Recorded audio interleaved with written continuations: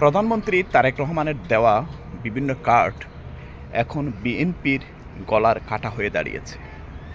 এই কার্ডকে ইস্যু করে বিএনপির নেতাকর্মীরা হেন কোনো অপরাধ নেই তারা করছে না।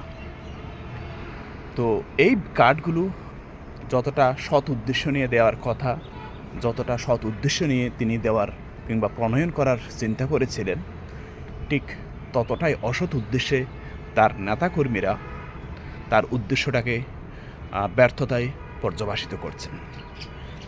আমাদের প্রধানমন্ত্রীর উদ্দেশ্যটা সৎ থাকলেও তার নেতাকর্মীরা সেই সৎ উদ্দেশ্য বাস্তবায়নে বড় বাধা।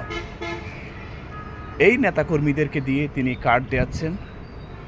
এই নেতাকর্মীরাই কার্ডকে ইস্যু করে মানুষের কাছ থেকে চাঁদা দাবি করছেন, কার্ড দেওয়ার নাম করে বিভিন্ন অপরাধ করছেন।